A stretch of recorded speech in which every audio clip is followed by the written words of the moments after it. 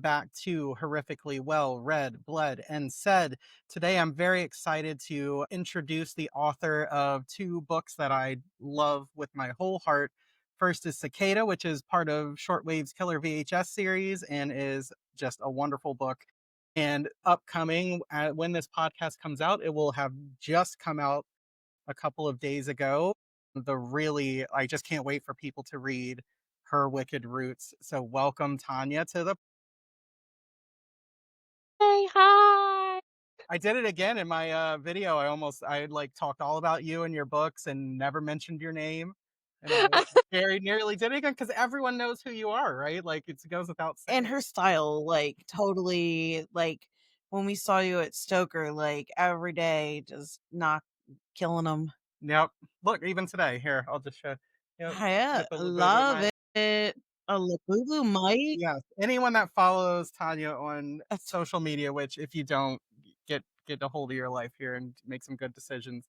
The Labubu Book Club is the best thing that you will see on social media right now. Your children and the Labubus are Yes. reading together. And am I right that your children are setting up these diorama style things that you're seeing? Yes.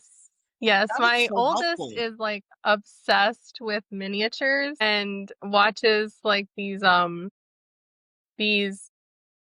YouTube shows where they use Barbies to act out like these scripts and everything, and she's obsessed, and so she started making her own. And then my son wanted a Labubu for his birthday, and so then we got a couple, and they now set up whole scenes with the Labubus. Like there's a Labubu barista, and they have a whole drive-through, and they use a Barbie That's car. And amazing. Yes. Even little. so then we started Labubu book club. They each picked a book for their Labubu to read with their Labubu. Love it. I think there's like one on TikTok that's like maybe Calico Critters or whatever, but there's some serious fucking They drama get into some that go serious, yeah. down and some trash that happens Yeah. there. Yeah, I've seen the Calico Critters like I love reenactments, and I'm that like, I'm here series. for this. God. I'm here for the constant body bag. Yeah. Yes, our daughter's turning 13 in beginning of November, so she has just like aged out in the last couple of years from watching those, and I'm honestly sad because I kind of like to Wait, watch the those with trashy her. The or you Calico, just mean no, like the Barbie, like because she had like the Elsa dolls that like were having these whole like relationships and like things. It's fantastic. The imagination, we make fun of social media and YouTube clips and stuff, but the imagination going into these it's things is fantastic. There's fantastic. dedication. There is. There's dedication. I would So like to I hope say I'm that contributing to with Labubu Book Club. You are The kids really enjoy it, and I enjoy it. that.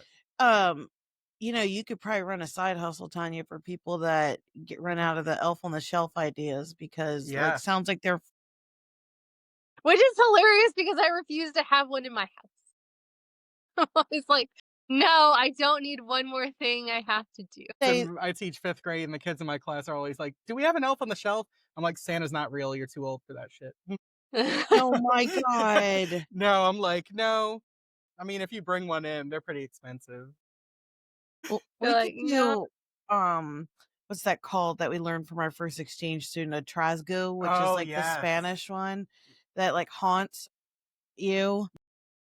Yeah, Maine has their own little like Christmas elf, but it's much more mischievous, and it like he's there's not good. you have to like it's almost like what is it when you You have have to to task solve him yeah to go do get something that it's he can't water. do. You have to I task him to love go that. get water in his hands that he can't because it's like empty, and that's the only way you get rid of him. I love this. I love a like obscure Christmas like horror adjacent characters like the Yule Lad or Krampus or the Mari Lloyd. So this makes me happy. I feel like while we're on this subject, because it leads right into horror, our oldest daughter is just terrified of the Furbies. As she Like, should we be. used to buy them for Yeah. her, and then, like, we would just enjoy taunting her with, like, every once in a while, we'd find the Furby again and, like, put it in, like, the linen closet or Mhm. something, and Oh, like Doll in the Hall. yeah, pretty much. Play Doll in the Hall. I love that. Furbies were like a NyQuil fever dream, and yet we were all like amazing. Yeah, it would just go off at random times in our That's the house, best, and that yeah. would be Yeah. so it really, enjoy that. And we were always like type of parents that, Adam, maybe you share how you would wake up the children like when they'd have a sleepover or whatever with your nice little Yeah, audio. so I don't know if you have seen or remember Steven Spielberg's War of the Worlds remake, but the aliens in that movie, the machine things make this really horrible sound. Tripod. Yes, and I just loved playing that on a speaker outside their room when they wouldn't get up for school or things like that. Or you should have a sleepover and then you'd be downstairs, we hit it, Dad! It's the small things when you're a parent, right? Yeah, you gotta, I used to do Tanya, that to my please, college you gotta roommates. do this too. I'm sure you mess around with your kids. Not so much with the horror because my kids are like they're both spooky kids, so they love spooky things, but they are still both like they have like night terrors and they're afraid of the dark. But No, I no, it used to do it with my college roommate. One Hey, that of works them, too. like when The Grudge came out and we went to go see it, and I would sit outside of his room when he was sleeping, and I would make that noise, that guttural, like, So good. Good for you. so yes, Rebecca will probably tell you No, not you tell it. yes. So I am terrified of that. Any of the J horror, the dark haired over the eyes, oh my gosh, I love. The twitchy woman. or yes, the ones that when they would like move in a really unnatural, jerky, spastic way. So Mhm. I would love, and the one that I don't know if you remember the movie Exorcism of Emily Rose. Yes, I love it. Okay, so What? that moment when he walks into the room and she's like fallen off the bed and she's like contorted in that horrible kind of way. Mhm. Rebecca just loves to do that to me if I leave the room. I'll walk back in and she's done that, and Yeah, that was a long time it ago. was a long time ago, but clearly it's still very close in the trauma that it caused in my That's because brain. you So made me see that damn movie. that was pre, lover of horror Rebecca. So yes. Yeah. So speaking of which, Tanya, that movie used to wake me up every single at night for three like a good o'clock, decade. So, I should not exorcism walk at StokerCon towards you. absolutely you Got should. Like, it. I would wake up and I'd be like, "Okay, it's like 3 o'clock or Hmm. 3:30, but wait, is it daylight savings time? Like, is it really this time?" Or like, I was way too, and I'd be like, it tormented me. Yes. That's what that's one of the things we love about horror. But Tanya, what is your history with horror? Have you always loved spooky things? Is it more recent, somewhere in between?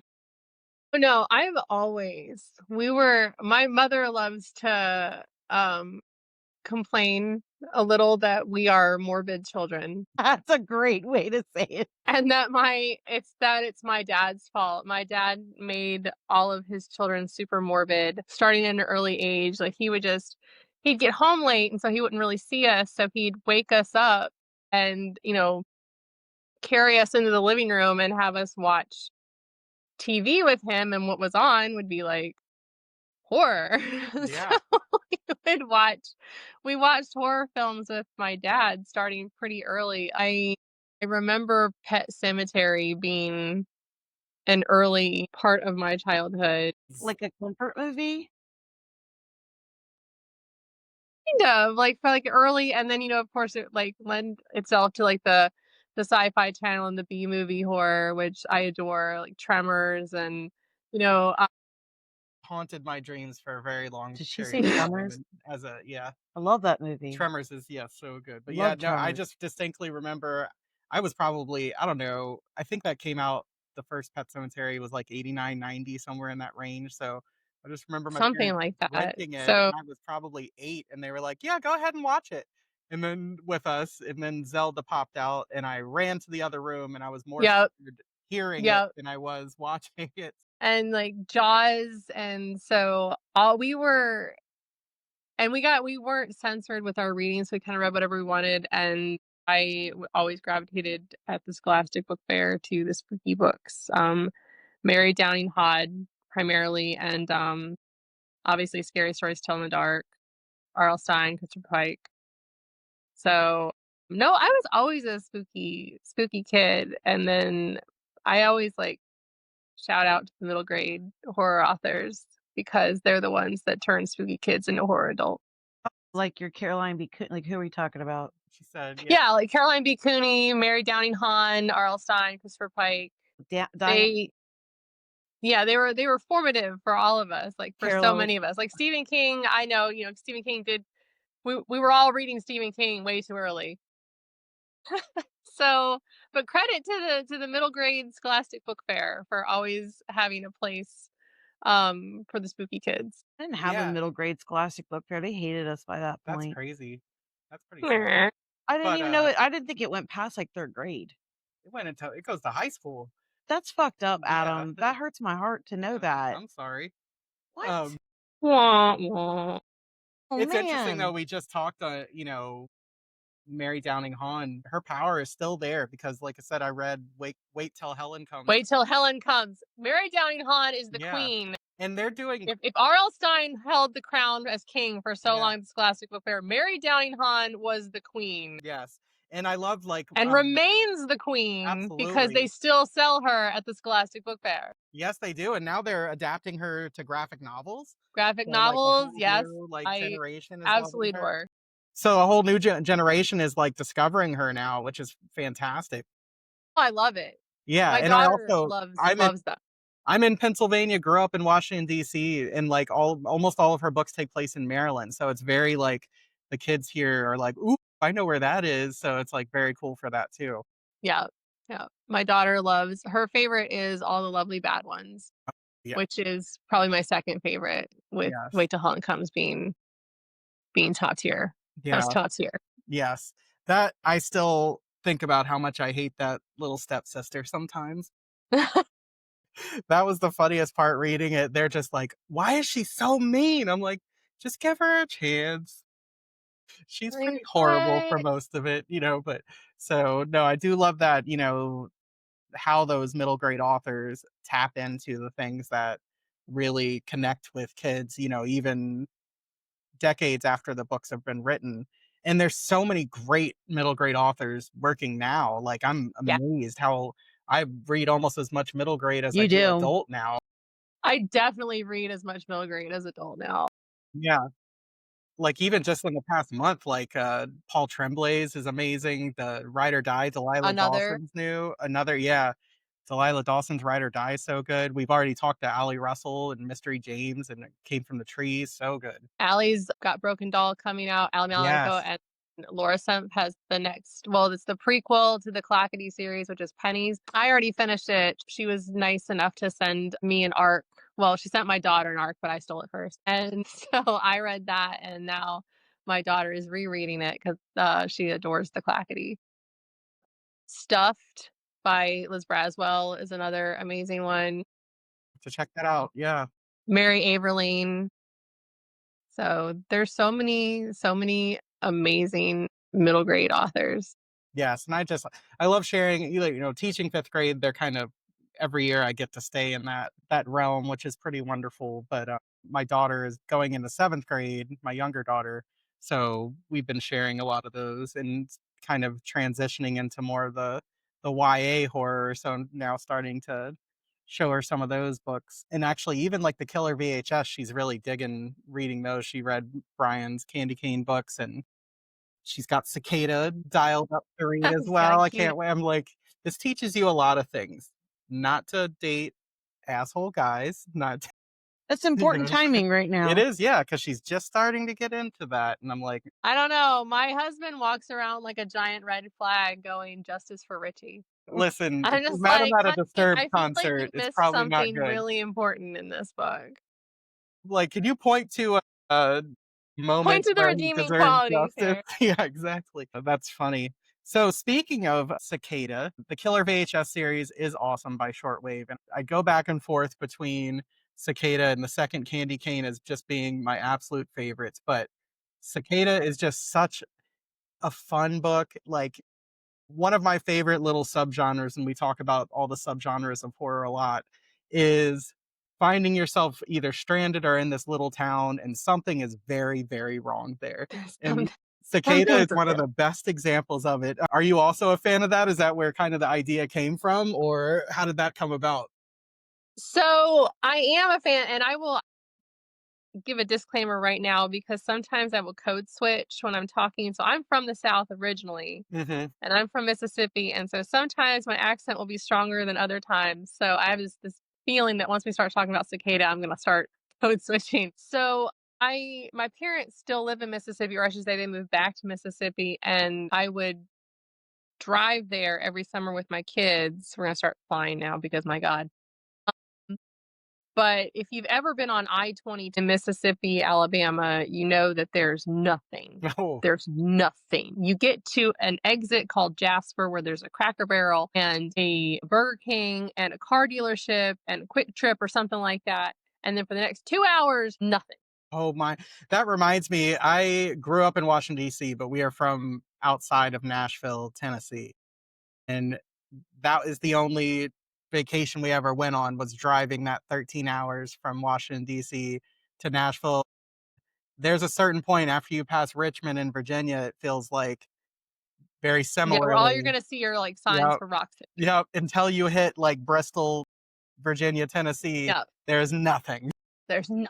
So I was driving, it was the middle of summer, the cicadas were so loud. It was like a sepia photograph on I-22 where it's just sort of like this haze, and I could hear the cicadas through my window, and I just kept thinking, "This is where all the bodies are buried. Whoa. I love This that. is where I-22 is where every missing person is hidden."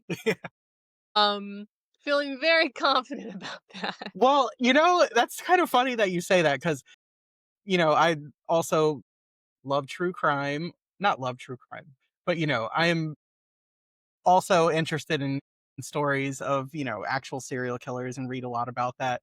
And there seems to be they're all in the Pacific Northwest and California. And I always think, is that because the ones in the South just never got caught? Yes. Shoot. You know? Like, full, like, 100% believe this. They're all hiding down there. And but one of the reasons that I wanted, like, Cicada was it was my ode to the bee movie as Mhm. well, because I like a little comedy with my horror. Again, Yes. Tremors was formative. Mhm. Yes. Then I had written Cicada, and then that documentary Kings of Tupelo came out. Oh. And if you haven't watched it, Nope, I haven't. I need you to. I need everyone to watch that, I will and you'll do just it. be like, "Ah, I get it." I love that. So, it is I'm like, I this is basically this I'm like, this is so Cicada coded, Okay. just just with, like, these attempted murders. I was like, "But it's so Cicada coded, I love this." I was like, "This is why Cicada was set in Mississippi, Doug," This is which is my I awesome. love husband. Kings that. of He's just like, Tupelo. Uh-huh. "I get it." That's funny, but it's funny because, like, the situation and a lot of the other characters are very, like, I don't wanna say B-movie necessarily, but classic horror tropes, but I feel like Ash is, like, that person that she's looking around, she's like, "No, fuck this," you know what I mean? And, like, I love how she makes the decisions and, it doesn't always work out great because you have really messed up stuff happening, but, like, Yeah, I love how she's like, "No, like, no. I know what's happening here. I know something's wrong. I'm gonna do something about it." And even as like the shit hits the fan, she's making smart decisions. And like I just love a really smart character put into a situation where like normally characters don't make very smart decisions. Right. Oh, I wanted her to genuinely just be so fed up with the Yeah, gaslighting that she's just like, "No, I'm yeah, not putting up with this from anybody right now. I am in shutdown mode." yeah, And no, and I mean, she's part of the problem. I wanted her to be part of the yeah, yeah, but I still wanted people to be like, "No, I we've all known a Richie, and we've all known an Ash," and I wanted people to be like, "Yeah, yeah, this feels familiar." yeah. And it's funny, it might So not even be like a partner, like a boyfriend or girlfriend or whatever that's a no, Richie, but like you always kind of, or especially like in your teens and early 20s, you're looking at your friend group and like, why are we friends with this one person? You My know, Yeah. so god. it's like this Why guy's like hasn't this one always been aged out of the happy. system yet? Yeah, exactly. So that's so funny. No, but that's it's such a fun book, Thank enjoyable. you. I'm glad that people are still discovering it because it really like it's just so much fun. It was really fun to write, and when I'd started it, it was gonna be a full-length novel that I was just doing for fun. Adam, or Alan had a you're Adam, sorry. And Alan had asked me about, the Killer VHS series, It's and perfect. pitched him a couple of ideas, and he's just like, I like it, but," and I was like, "Okay, I'm 15,000 words in on this weird book that was gonna be a novel." He's like, "Can I have that?" That's And I funny. was just like, "Sure." I love that. So, it worked out beautifully. So, you were at StokerCon, and I have talked about before how one of my favorite things that I did at StokerCon was the Gothic heroine Renaissance panel that you moderated. And I think that's a good like segue into starting to talk about her wicked roots specifically. Yeah, the But bait and switch. I got everybody in with comedy horror, and now I'm going to make gothic. People are gonna be like, "The same person? Who did that?" I gave my editor that is disclaimer. Be talent. like, "I promise I wrote both." That is talent right there, and that's what I'm talking about. Thank But you. I I'm just just I like, loved they're that not gonna believe conversation, me. and I think one of the, like, things that I talked about, and it does kinda tie the 2 together, is I forget exactly who it was on that panel, but they said the gothic heroine m kind of evolved into the final girl, you know? Mm, I yeah, I was just it might have been me. I don't wanna take credit if it wasn't it me, was but definitely 100% you. I mentioned how the American slasher is a response to the European Gothic. Yeah, And so we did end up talking about how the Gothic heroine, um, is more or less a like the original European final girl. right. And even, like, when you look at Yeah. slashers, obviously, that's where the final girl trope, you see, but Gothic a lot of times dealt with, or kind of at its core is dealing with that power imbalance. A lot of different things with that. And when you look at the final girl in a lot of slashers, it is very similar to that. They are, the quiet ones are their family isn't, that powerful, and or they might be come from poor places. It To me that was just a very interesting observation, and the more I thought about it, I was like, that is so true. Yeah, slasher final girls are Gothic heroine coded. Yes. I love that. Coming off of Cicada, and like you said, big change, but we've talked a lot about how horror is this like really big umbrella, and Yeah. how like there are so many different things that you can Mhm. explore within it.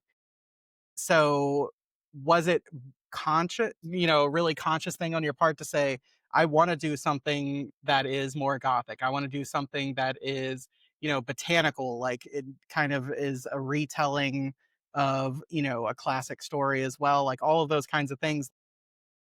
Was all this just kind of germinating in your mind and Her Wicked Roots popped out, or, what was the origin for that story? So I'd actually written Her Wicked Roots first. But I know before I did, before I did Cicada, uh there were there wasn't anything like where I was just like, I'm going to do this or I'm going to do this. It was always, I have an idea. Let's see where it goes. So the if if Cicada is my love letter to the B movie, Mhm. then Her Wicked Roots is my love letter to Gothicism. Yes. I'm like, And it all happened very organically in the sense that I am one of those people that actually likes to start with comps, like a psycho. Mm. mm, And, and so it's like, what if this and this?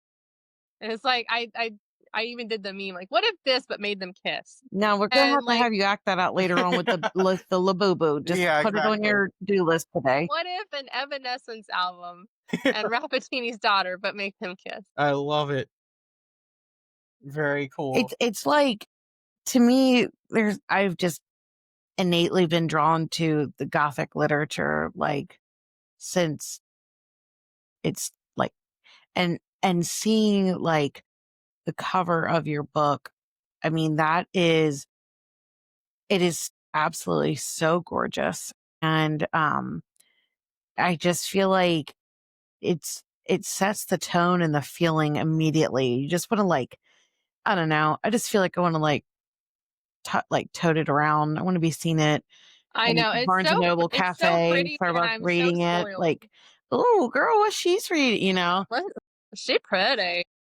The only other book that I can think of right now that is as like Draws you to it Instagrammable, as yeah, is, and we just got it. Was it from the Owl Crate? Is the library at Library of Hellebore? Hellebore. Yeah. But like, Oh my gosh, it's such a pretty book. it is, and I really like it, and I already read it like through the arc. But then when it came in the box, I was like, I was like, I need to read that still, and I was like, I think I'm going to reread this. And I never reread books, but I just like wanted to touch it and page through it again. And I feel like that's the feeling that you get with Her Wicked Roots, is like, it's one of those things where it's like feels like an immediately like a prized book that you just want to like hold. And so, I mean, what's it like for you to like, I'm just always fascinated, probably because I'm like, in marketing and sales and whatever, but like, do you feel like it captured like the feel? Like, did it get what you wanted? Like, do you feel like it appeals to readers enough? Like, I just love the colors and imagery, but how did it sit for you? And did you have to do revisions or anything?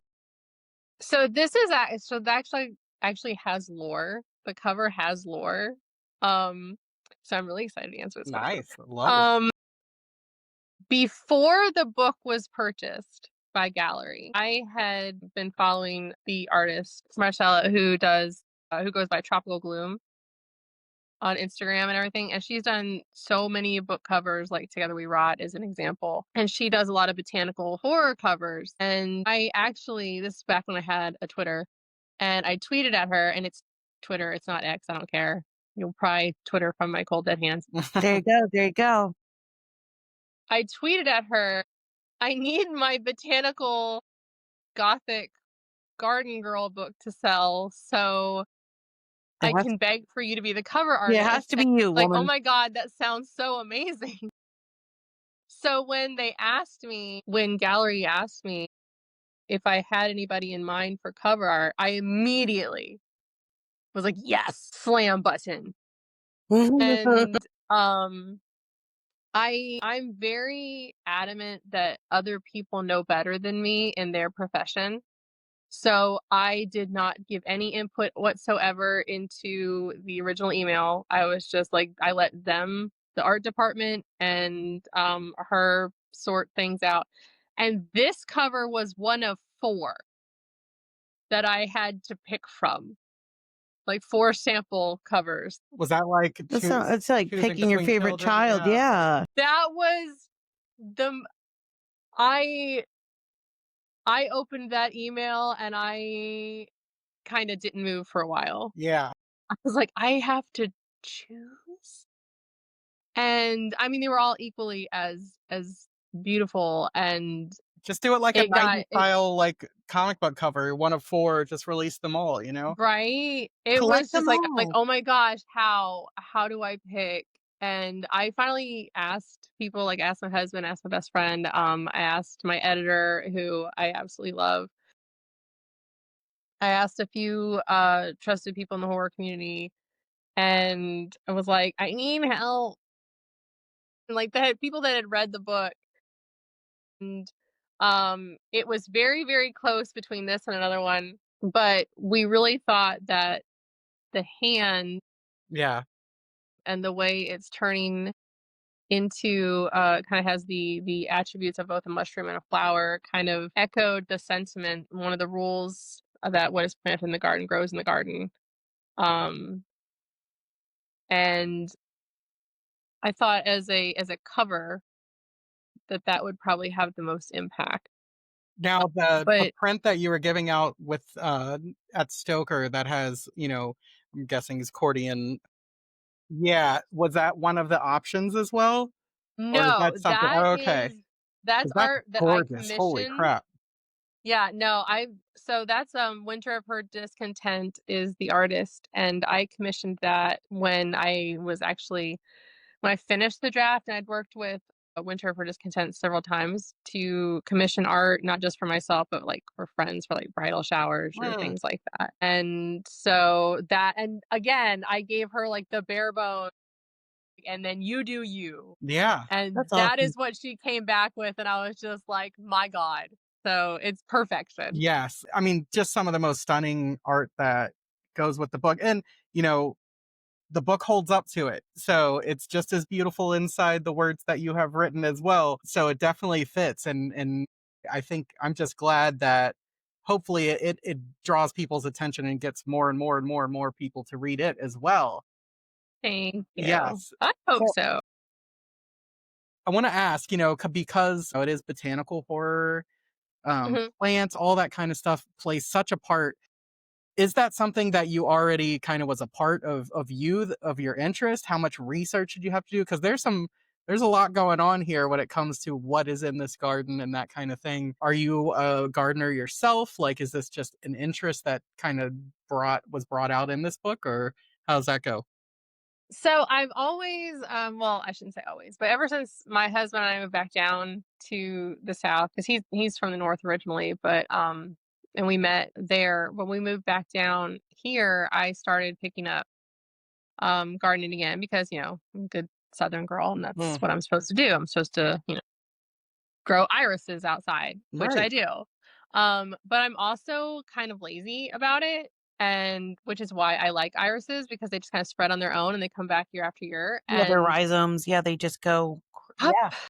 let it go. So I have like 10 different colors, like ranging It's my from turn to black enter the chat to here, okay? I'm just telling you because you're like, I grow irises, and I'm like, ooh, which color, which shade, which one are we talking?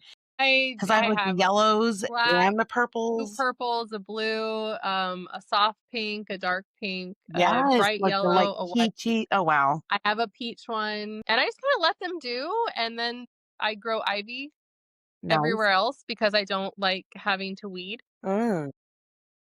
I do have a lot of plants inside. I know you can't see, but I have a lot of plants in my office, but I still had to do research. The Hidden Life of Trees Love that was, book. like, an amazing resource for what Absolutely I was adore doing, that book. along with Wicked Plants was another one. Yep, read that one too, which is excellent. I got that down at the. Longwood Garden. It's so good, and it's so fun, and, like, these just, like, random factoids, but so I won't say I got asked this on another interview if botany was my passion. No. Hmm. I don't have time because I grow children, but I do love being I won't even say an amateur gardener. I do enjoy being it's barely a hobby plant lady. Okay. It's a respect for plants. It is a respect. It is a respect for botanists, and blessed be can never be me. Well, I know in the beginning of July, I sent you a picture of my mom's garden, and Yes, you were and like, the video where she was talking about it, and I you loved it. were so fast and so witty. You go, "What's her secret? Is it bodies?"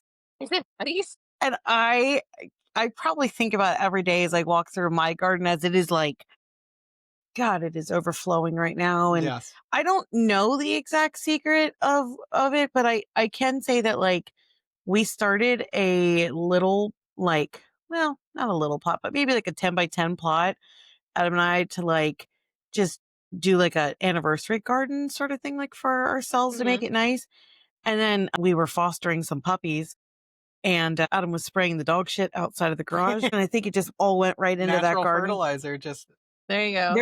There's no reason for it to be. It looks like it's been a 10-year garden, and it's yeah. like 3. And so you guys could try dog shit Yeah. if you don't have a fresh Mhm. body. Just get some puppies.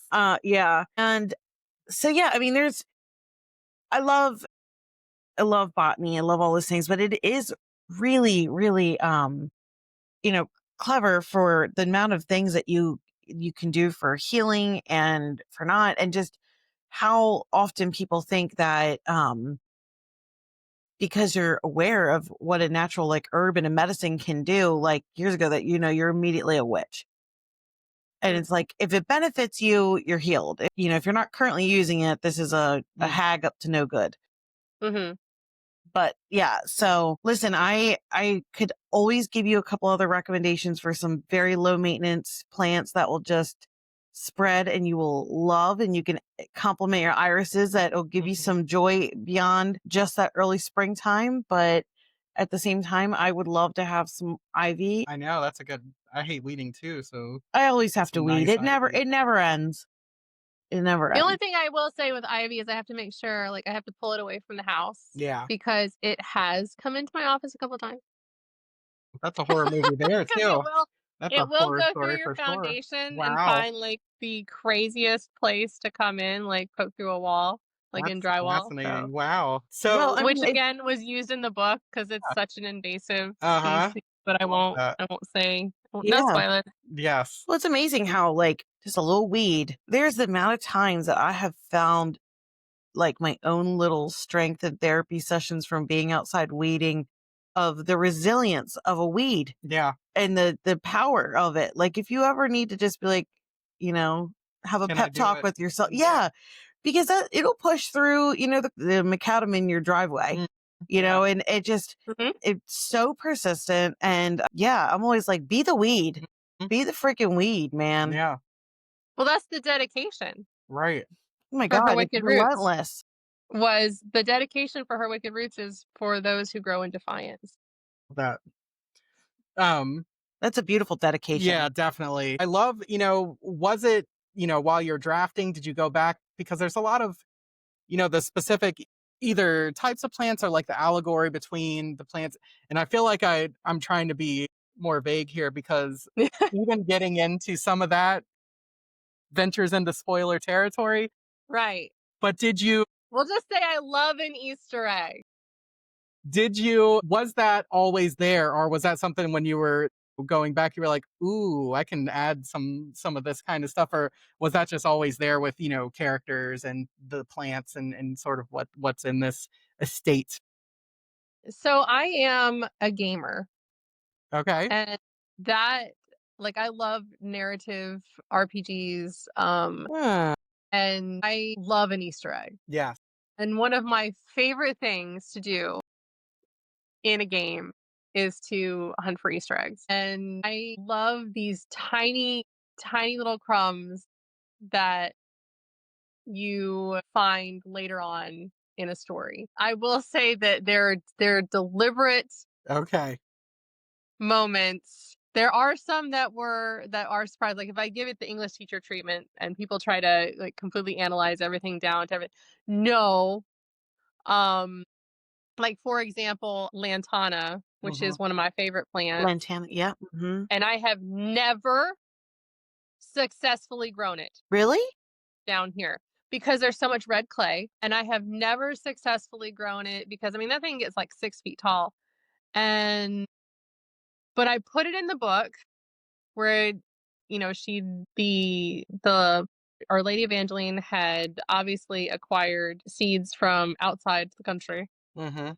And I had this put around the outside of the garden because it was my favorite Mm. and I love it. And only later, when I was doing a little bit more research, did I know that it was a poisonous plant. Yeah. And I was like, yeah, Yeah. tracks. I was Yeah. like, You're just great, in that fantastic. mindset. It was just coming to you subconsciously at that I point. was like, fantastic.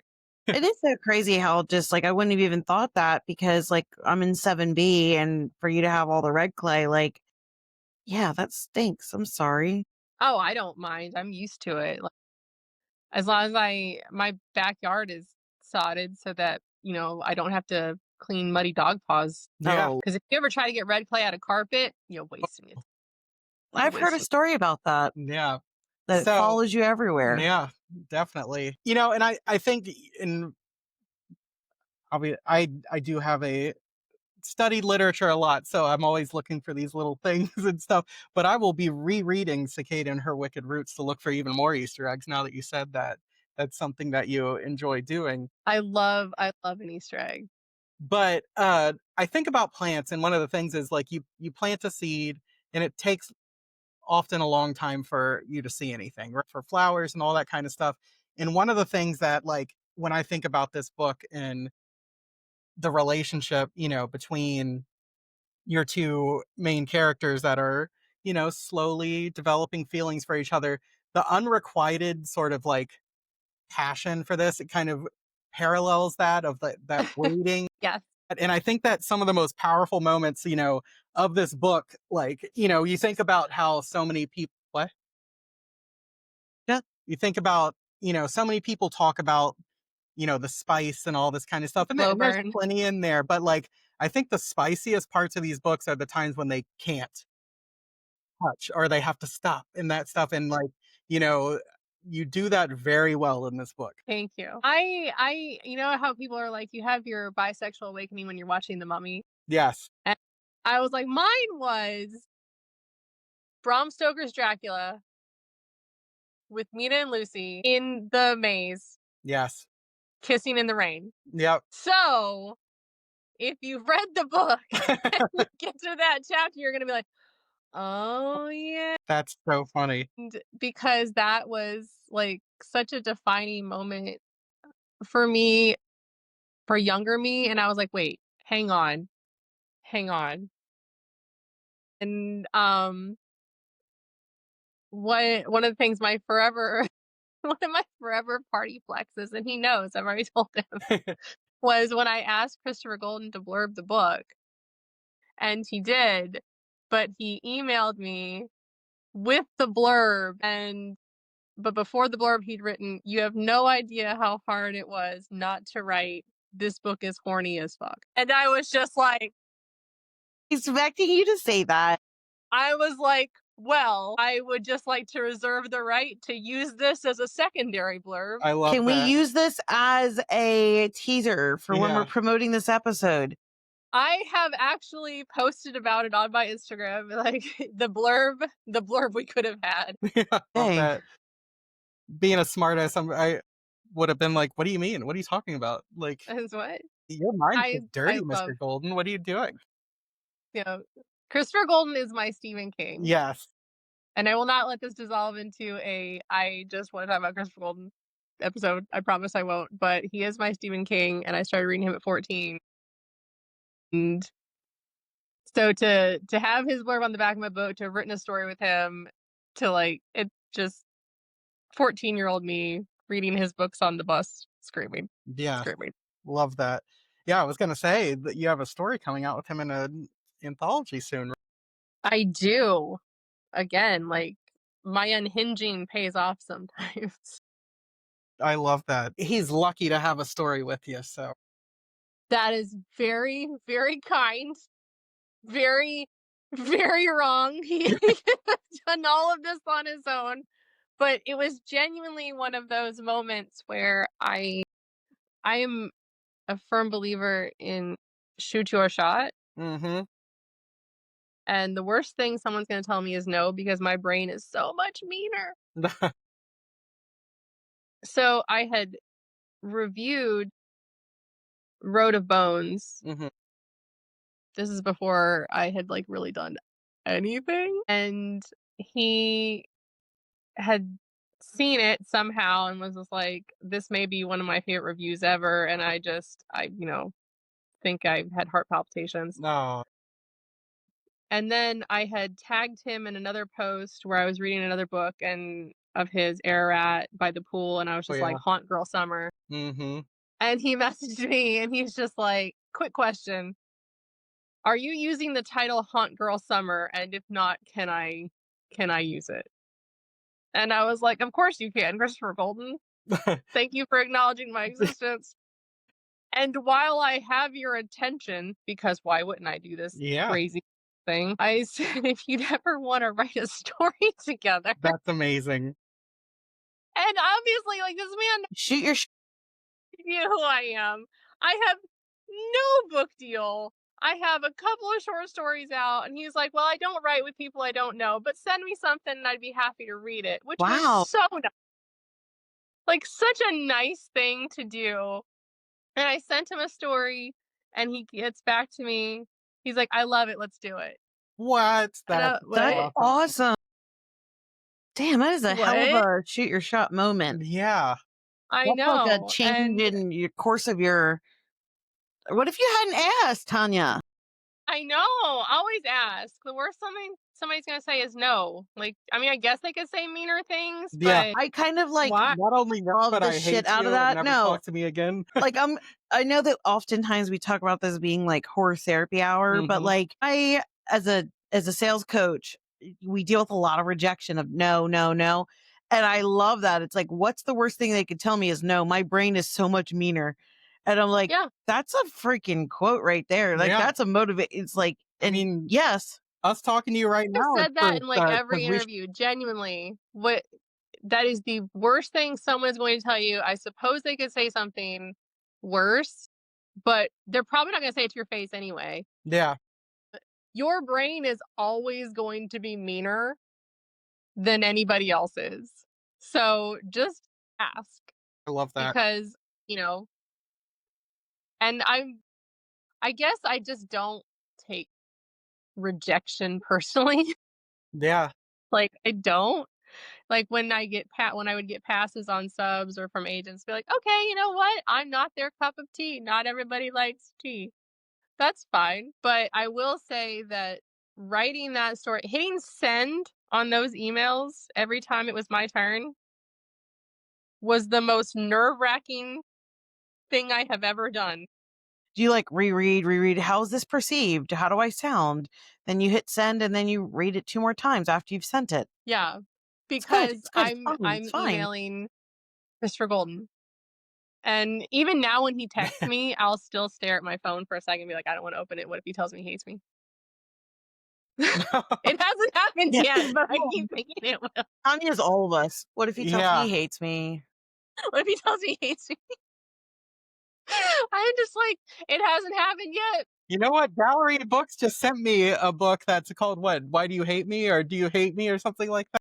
That I was Are like, you mad at me? I yes, love are that you, book. yes. I was like, I definitely need to read this because I think that It is is all of an us. amazing, amazing book. Josephson, and it just came out, I think, it released last week, I think. Okay. And it is incredible, and I loved it, and I read it in May, and I've highlighted it so much it looks like a coloring book. It's funny because they sent it to me and I was like, wait, is Gallery Books mad at me? Do they know? Why are they sending this How to did me? they Like, know? So you marked it up that it's like highlighted everywhere. I'm looking yeah, forward to that. It looks like a coloring book. love I that. love it.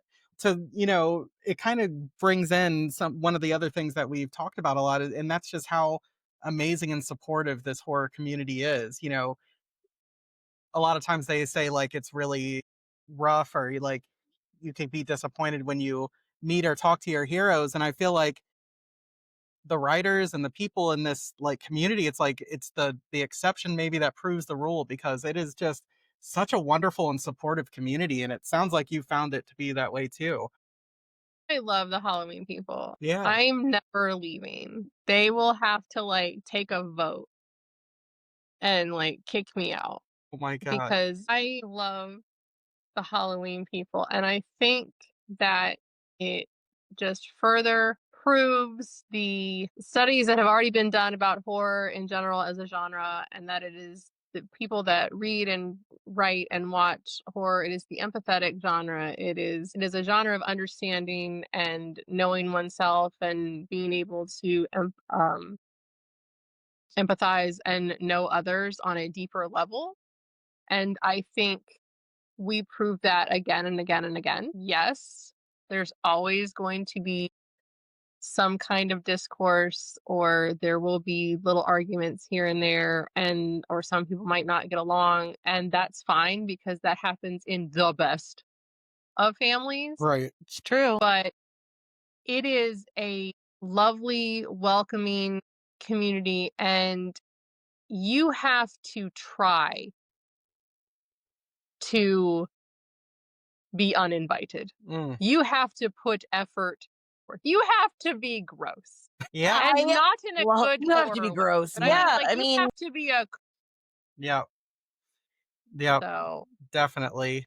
I think horror forgives, and I think horror is welcoming. And my horror bestie, I call it Josh Winning, who wrote Heads Will Roll Oh, yes, and Burn the and Burn Negative. the Negative and The Shadow Glass. He is my horror bestie, and he wrote a line in Heads Will Roll that I will never, ever, ever stop thinking of. And all it was 3 words: horror doesn't lie. Mm. I think that as a community, we are pretty open and honest with each other. And I think that that's one of the things that makes us so welcoming. It's very refreshing, right? Because it's not like it doesn't feel performative. Like It's not. I you can don't be think it is. yourself. Yeah, they're genuine people and people uplifting each other, and I love that. And again, there's always going to be little petty dramas, and that just is going to happen, but as a whole, like, the horror community is wonderful and accepting. I mean, where else do you hear like your fan messaging their idol and then all of a sudden it's like, "Hey, do you want to come up and do a panel with me too?" Yeah, you don't. Yeah, no, that's amazing. And I mean, Hey, even this, like, we're asking you to do this. We don't have a single episode out.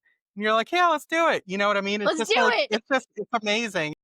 You know, It's an honor to be nominated. Well, it's like, come hang out. You can wear pants if you want to. We don't yeah. mind.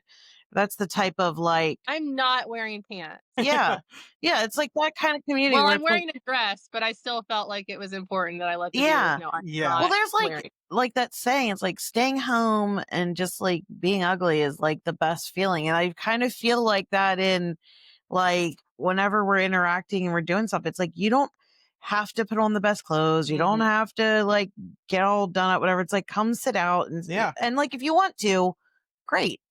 You can. Mhm. Yeah. But it's like it's just like the comfort level that you can easily make with the books, the authors, the community. It's like just show up as yourself. And that feels Mhm. really great because a lot of times, yeah, and I feel like that was a big thing that I discovered like in after I started like working from home so much from, like the pandemic. And I think so many people did too, where it's like, oh my God, so much energy into like putting on this Yeah. outward expression and interacting and it's just then, it's like you kind of just not have to be as performative all the time. And Mhm. I feel like horror's like that every day. I cannot announce anything right now, but I would just like to point out, because this episode is going to come out after the book, but this whole interaction that has just happened is telling about my next project. So, yeah. See, she was sending me them vibes and I was like, let me tap into You were this. picking it up. You were picking it up. Mm. And that's the other, it goes to that because I feel like, you can come as you are, however you want to say that. But then also, because people have such empathy and are like, when you have a conversation with someone, you feel like they're actually listening, that you Yes. feel seen in a way that you don't when you're interacting with many other like communities or things. Right. So it's just a beautiful thing. It's just a love fest here. It is. Mhm. It is. And I just want to say like people, I was using it like metaphorically that, you don't have to wear pants, whatever. But like at the Yeah. same time, I You do don't need love, your armor. You know what I yeah, mean? Yeah. but I love Yeah. like, if you want to be like 90s grunge kind of and show up, it's like great. If you want to wear lots of florals or whatever, great. If you want to wear spikes and things, it's like great. Like I just always interested in like the sort of like the overall fashion choices and how things like, but everyone seems to have like, it's like it's versatile too. Like that's another thing. It's just so accepted of like, please show up as yourself. Yeah. I thought it was hilarious at SurCon this last year. A bunch of us were on the generational trauma panel, Yes. Which is amazing. and I'm there in my Jaws Plaid. plaid, and I love that I you knew. wanted to buy that. I was my like, where God. did you get that? I need it. And Philip Ricossi's there in his Jaws t-shirt, and I'm just like, we look like we're on the wrong panel. Because literally right after our panel, I think, was the Jaws 50th. panel, Yeah. which neither of us was on. Just there's fans.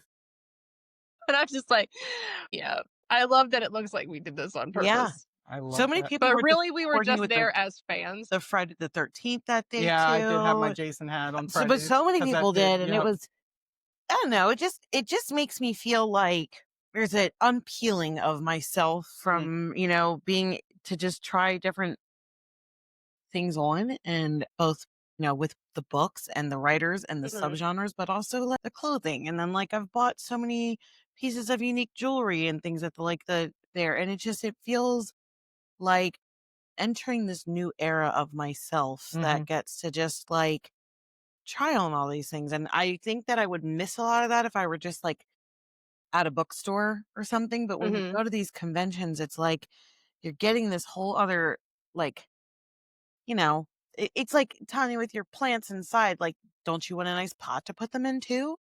That like, Yep. yeah. So it's kind of like, I guess that feeling for me is just, I really feel like I'm getting to have a full immersive experience in being this I always like read the human horrors, but like all the horrors, and I was like, oh, it's, it's becoming fully comfortable for me. And I really, really enjoy that.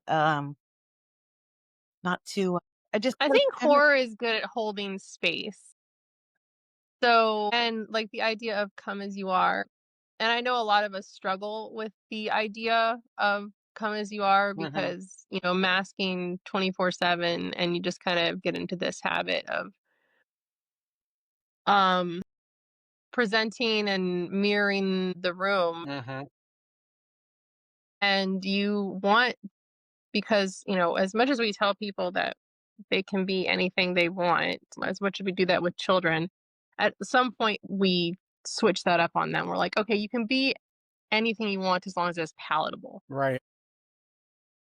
And I think horror does a really good job of being like, no, we meant it. Love you know that. what? I could not agree with that more. Honest to God.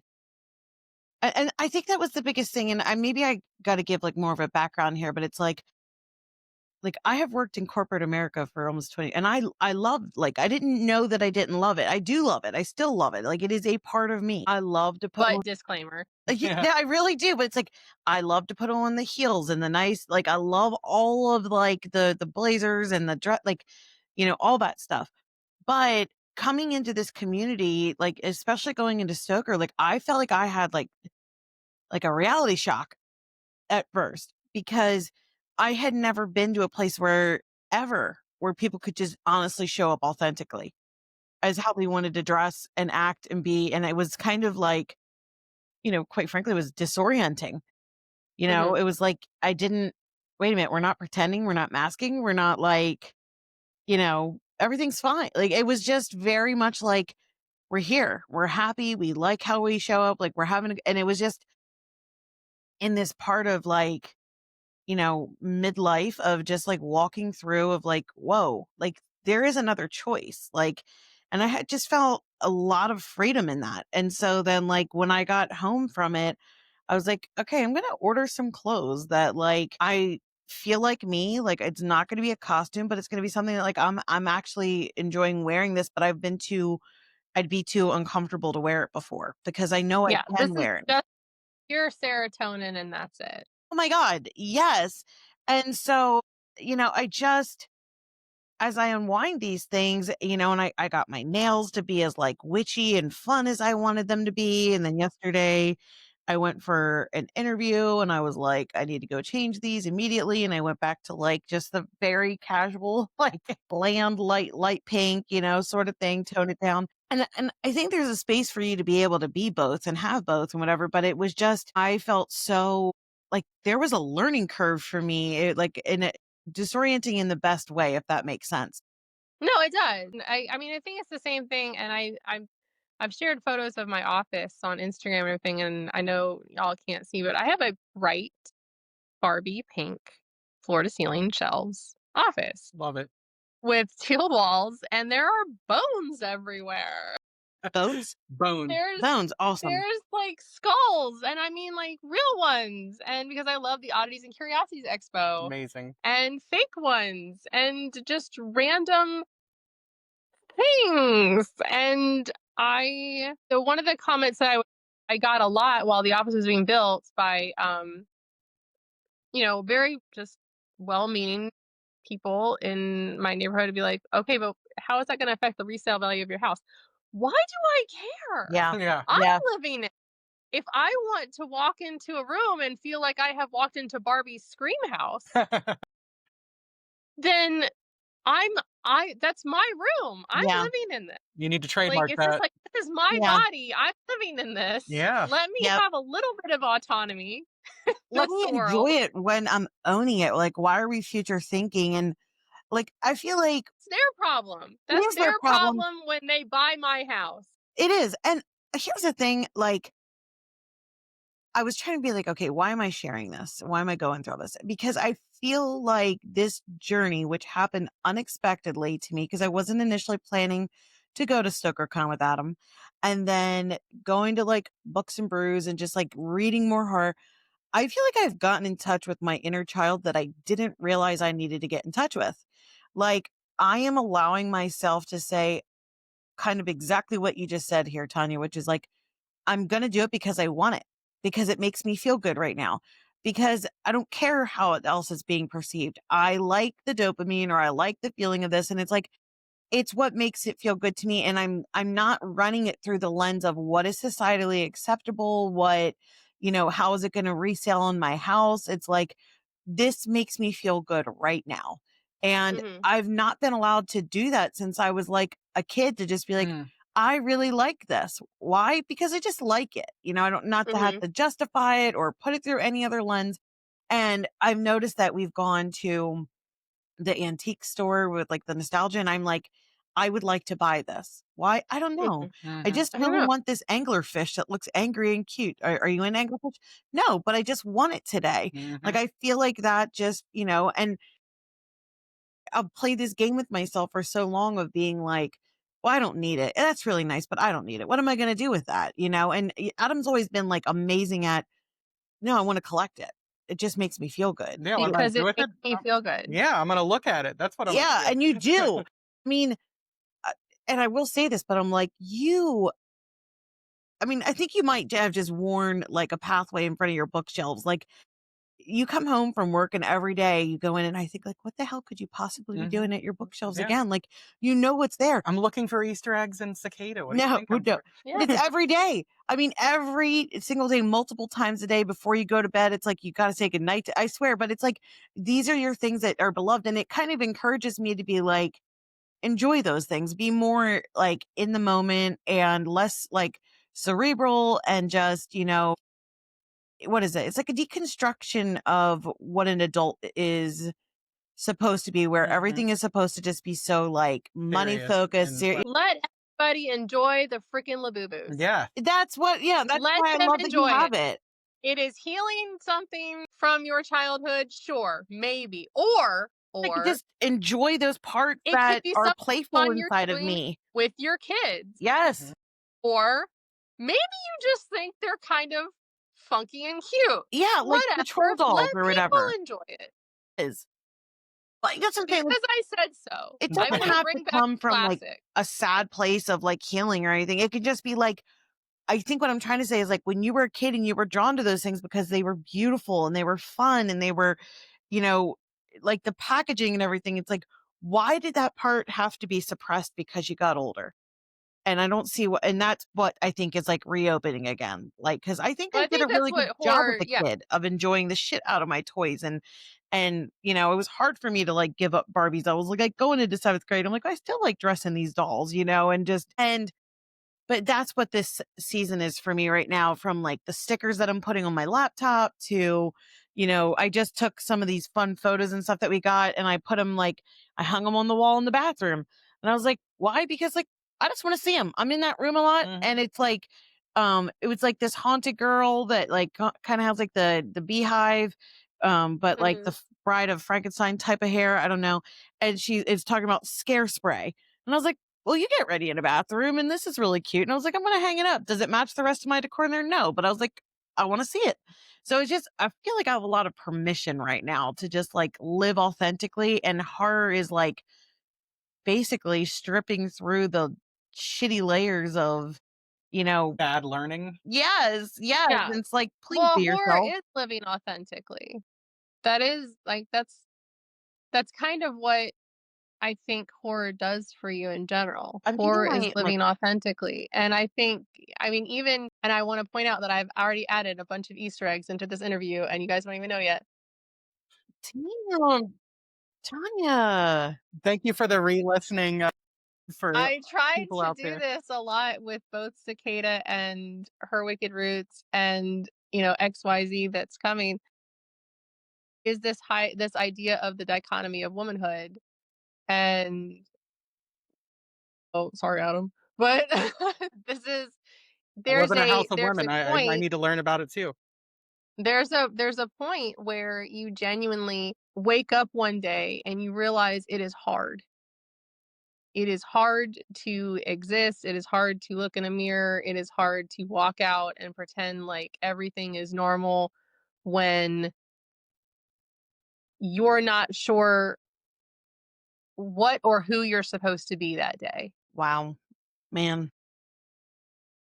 Horror, I think, has always done an incredible job of peeling that back and stripping the masks off and showing like the bloody underneath. And I think the community who grew up with that and realized that, I think that's one of the reasons that we do kind of embrace the, I don't even want to say the otherness, because that's like the implication that people have to be othered, but it's Right, the other that we feel whether or not other people are aware is not.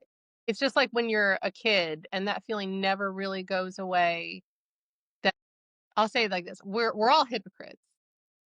every every author, I think, actually is a hypocrite, and we can tell other people everything that we want to hear for ourselves and everything we actually believe for them. right, We believe this is amazing. We believe that they are incredible, and we believe that their writing is wonderful and that they deserve the world, and that this is not luck, this is talent, this is this, and you're everything that you always aspired to be. And yet we don't, as individuals, feel that. We feel it for others. It is so much easier to feel that for others. It's so much easier for me to scream about other people's books than my own. right. I love talking about other people's books, but you asked me about my own, and I'm like, okay, I can do that for a couple of minutes before I start to feel uncomfortable. Mm, And because we never break through fully, I don't think, with that discomfort with sitting with ourselves. And because again, we're all walking around, and like, women, I think, have it harder. Just, I mean, the world is on fire. But we have a hard time figuring out who we're supposed to be for someone else in that moment if we're not mirroring them. And we have a lot more practice being chameleons. Well, that's what horror a lot of times is, especially gothic, especially slashers, is there are chameleons in the room, and you just have to figure out, what are they hiding? Everyone's hiding something, but what are they hiding? And for a lot of us, it's the feeling like we don't belong. But at places like Stoker Con or Spooktastic or within the horror community, just on socials, you feel welcome. You feel like you belong. I just feel like I got the warmest hug. Like, this is such a good, like, great. Yeah, as you're talking, I'm thinking like, and I know you didn't want to use the word like othered, but it's like I almost think about people that never conform to societal dress code and expectation and whatever, and they are staying othered. And but for the rest of us, that means you had to shed something or you had to cover something up. And it's Mm, almost like getting your floors refinished or something where it's years of like Hmm. traffic and grime and you're like They pull harder it if you up and they realize how beautiful yeah, the and underneath was. right. Like, why do we ever cover this up with like shitty carpet or whatever? These floors were excellent as they were, and we're refinishing them. And that's what I feel like this journey through horror has been doing. So to hear you articulate that, but then put in like the dichotomy of womanhood and people becoming chameleons and everyone is one. More people, there's some people that are more likely to be like, okay, like I'll be authentic right away, or I'll be vulnerable, where there's other people they'll never stop pretending. They're never going to let their guard down. And, we could totally go into, just even like the narcissists that are out there that are just like, I'm not sure if they're even made of anything else. Like, I think that just is their whole personality. Like, are can they even stop being a chameleon? Do you know what I mean? Like things like, that. But I love that I will share that like years ago when I had gone through like some therapy, she was like, you need to play more. Like you need to just go back to being like playful. And over the years, always through like coaching is always like, you need to be more gentle with yourself. And so when I'm reading horror now, I feel like I'm actually following those directions. Like I'm Mhm. playing again. I'm being whimsical. I'm thinking through things. I'm like thinking maybe I'll write this. Maybe I'll say that. Maybe I'll wear this. Maybe I'm being creative and it just feels like I'm leaning into play and just connection. And I hope other people are having those same feelings too, because if you're not, read more of it because it is like a full deconstruction, but it's not a painful one. It's Hmm. very much like a Mhm. curiosity and an enlightening of, wow, that felt really good. Like I didn't even know that was like, a good sloughing off of the dead and through reading about dead things. Yeah, Yeah. And yeah, I think again, like horror is healing. Horror doesn't lie. And again, Josh winning. But well, I think we all connect there on some level. And even my best friend who's not a horror person in general, but he always goes with me to these events and he loves it so much. And he's just like, I love the Halloween people because they're so incredible. And now he's trying to get his wife to come. love He's like, that. no, you love it. Well, I think that's just a perfect way to wrap this up for sure. As we hear this, Her Wicked Roots comes out October 7th. This should be just after that. So it will be wildly successful by the time all of you hear this. Then you can Everyone, have your book and start looking for your Easter yeah, egg. people will be going to their local bookshops, fighting over the last copies that are there and to get those beautiful sprayed edges and that Hell cover and yeah. to read what's inside. So, where can we find you online? I know you said there's other things coming, so watch that space for the secret things she can't tell us right now. And I'm on Instagram, Tanya.Pell, and TikTok, Tanya Pell, though I don't, I'm not great at TikTok. I'm not really great at socials in general. I just throw things up there and, whatever. Tanya, It's don't like Tanya those don't is, see. scales. Listen, she's doing that thing where yep, she's also a liar she's not because praising herself. See, I really, really like to talk about other people's stuff. the creator of the Labubu book club is excellent at social media, just to let you know. she So, is right. And it's all book adjacent. yes, wonderful. So, this was absolute joy as I expected. Thank you so much. Are you going to be at Spooktastic? I will be at Oh, we'll Spooktastic. see you there. We will be there as Yay! well. Awesome. Thank you for being our Christopher Golden today. We shot our shot and here you are. So we're going to write a story. No, I'm kidding. We're doing a podcast together. Yay. So thank you. Enjoy the rest of your time. The kids are back in school Thank today. Is you. that correct? Yep. Yup. I My go house back is so quiet. tomorrow. Yep. So it'll be quiet for Rebecca now. Well, All have a right. Well, great rest thank of you your so day. Thank much. you. All right, bye, Tanya.